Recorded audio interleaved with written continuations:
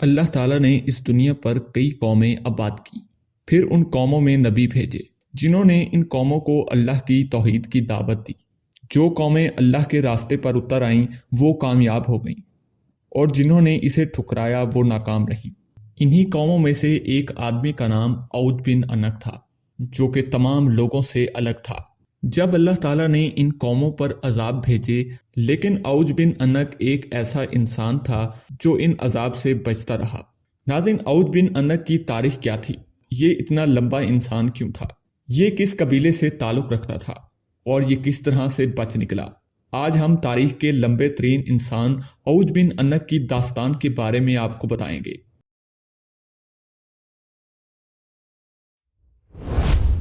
عود بن انک دنیا کا لمبا ترین انسان تھا جو کہ طوفان نوح سے بچ گیا تھا۔ طوفان نوح میں عود بن انک کے علاوہ کوئی بھی غرق ہونے سے نہ بچ سکا، سوائے ان کے جو لوگ کشتی میں حضرت نوح علیہ السلام کے ساتھ سوار تھے۔ اس کی نجات کا سبب یہ تھا کہ حضرت نوح علیہ السلام کو کشتی بنانے کے لیے ساگوان کی لکڑی کی ضرورت تھی، مگر اس کو اٹھا کر لانا ممکن نہ تھا۔ عود بن انک وہ لکڑی شام سے اٹھا کر لایا تھا۔ اللہ تعالیٰ نے اس کے عمل کو قبول کیا اور اسے غرق ہونے سے نجات دی۔ یہ ایک ایسا انسان تھا، اگر دریا میں کھڑا ہو جاتا تو پانی اپنا رخ بدل لیتا تھا۔ اللہ تعالیٰ نے اس کے عمل کو قبول کیا اور اسے غرق ہونے سے نجات دی۔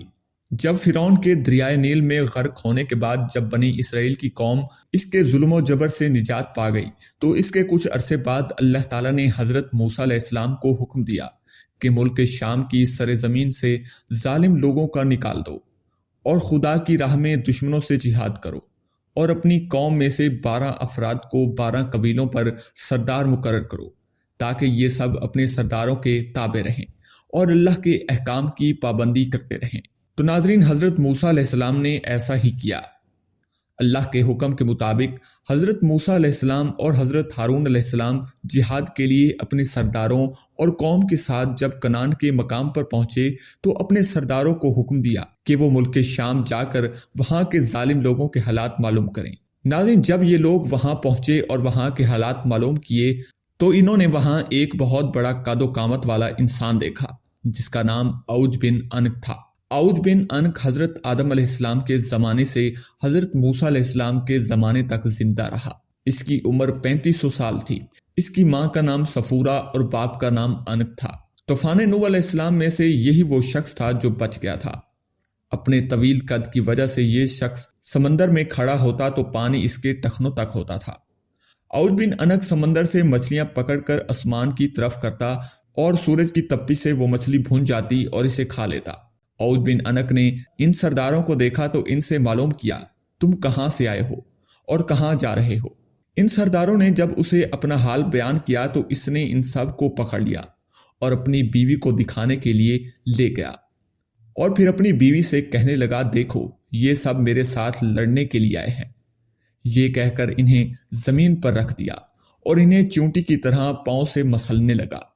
تو اس کی بیوی نے کہا، ان کو چھوڑ دو، یہ کمزور اور ناتول ہیں، تجھ کو انہیں مارنے سے کیا فائدہ ہوگا؟ بس یہ سردار ظالموں اور جابروں کی کثرت سے ڈر گئے۔ واپس آ کر انہوں نے ملک شام کی ساری باتیں اور دشمن کی قوت کے بارے میں حضرت موسیٰ علیہ السلام کو گوشے گزار کیا اور بیان کیا کہ وہاں کے پھل بہت بڑے ہیں۔ اگر ایک دانہ انار کا نکالیں تو آدمی سیر ہو جائے، اور اگر انگور کا ایک دانہ کھائے تو پھر دوسرا نہ کھائے۔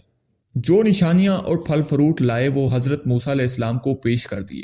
حضرت موسیٰ علیہ السلام نے اپنے سرداروں سے کہا کہ یہ باتیں اپنی قوم کے لوگوں کو مت بتانا کہ دشمن کی قوت کتنی ہے، کیونکہ یہ لوگ تو پہلے ہی بزدل ہیں اور جہاد سے بھاگ جائیں گے۔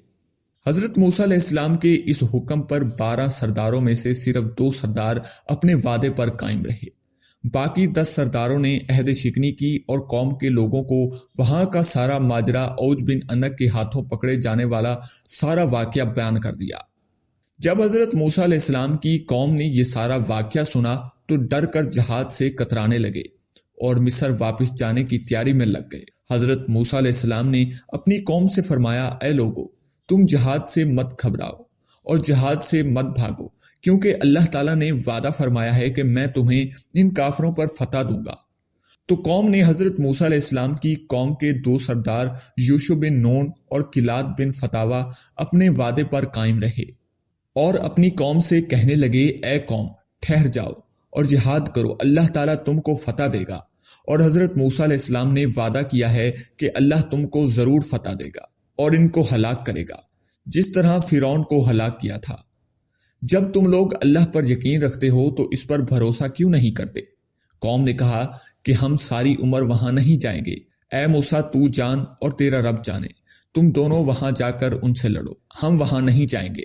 حضرت موسیٰ علیہ السلام نے ان سے غصہ ہو کر ان کے لیے اللہ تعالیٰ سے بد دعا کی، جس کی وجہ سے شام کی فتح میں 40 سال کی تاخیر ہوئی۔ اس مدت میں بنی اسرائیل کے نافرمان لوگ جنگلوں میں بھٹکتے رہے۔ دوسری طرف جب حضرت موسیٰ علیہ السلام ہاتھ میں اپنا عصا لیے حضرت ہارون علیہ السلام کے ہمراہ ملک شام روانہ ہو گئے، حضرت موسیٰ علیہ السلام کی باغی قوم نے بنی اسرائیل نے واپس مصر جانے کا ارادہ کیا۔ تمام رات چلتے رہے، مگر جب صبح ہوئی کہ دیکھا جہاں سے روانہ ہوئے تھے اب تک وہیں پر موجود ہیں۔ وہ سمجھے کہ حضرت موسیٰ علیہ السلام کی بد دعا سے یہ حال ہوا ہے۔ تب یوشع بن نون نے ان سے کہا کہ اس میدان میں ٹھہر جاؤ اور صبر کرو اور استغفار پڑھو جب تک حضرت موسیٰ علیہ السلام شام فتح کر کے واپس نہ آ جائیں۔ بنی اسرائیل کی قوم کے 6 لاکھ افراد حضرت موسیٰ علیہ السلام کی بد دعا سے 40 سال تک اس جگہ سے نہ نکل سکے۔ اس جگہ کا نام تیا ہے، جو فلسطین، اردن اور مصر کے درمیان ایک میدانی علاقہ ہے۔ غرض کہ حضرت موسیٰ علیہ السلام جب عود بن انک کے شہر پہنچے تو لوگوں کی ہیبت ناک شکلیں دیکھ کر ڈرے اور اللہ کی مدد مانگ کر آگے بڑھے۔ جب عود بن انک نے ان کو دیکھا تو چاہا کہ پکڑ کر چونٹی کی طرح مسل دے اور کہنے لگا کہ تو بنی اسرائیل کا وہ سردار ہے جس نے فرعون کو اس کی فوج کے ساتھ دریائے نیل میں غرق کر دیا تھا۔ یہ کہہ کر اس نے حضرت موسیٰ علیہ السلام پر حملہ کر دیا۔ حضرت موسیٰ علیہ السلام کا قد 70 فٹ تھا اور انہوں نے 70 فٹ اچھل کر اپنا عصا، جو کہ حضرت موسیٰ علیہ السلام کے قد کے برابر تھا، عود بن انک کے ٹخنوں پر مارا، جس سے وہ گر کر ہلاک ہو گیا۔ کہا جاتا ہے کہ عود بن انک کی لاش 40 سال تک وہیں پر پڑی رہی۔ اس عرصے میں اس کا جسم گل گیا اور صرف ڈھانچہ رہ گیا۔ جب حضرت موسیٰ علیہ السلام اور حضرت ہارون جہاد سے سرخرو ہو کر واپس لوٹے تو اس کے ڈھانچے کو اٹھا کر دریائے نیل پر رکھ دیا اور ایک عرصے تک وہ ڈھانچہ دریائے نیل پر پل کا کام دیتا رہا۔ ناظرین، یہ تھی عود بن انک کی داستان۔ اگر اللہ تعالیٰ چاہے تو بڑے سی بڑی آفت بھی اس مٹی میں غرق ہو جائے۔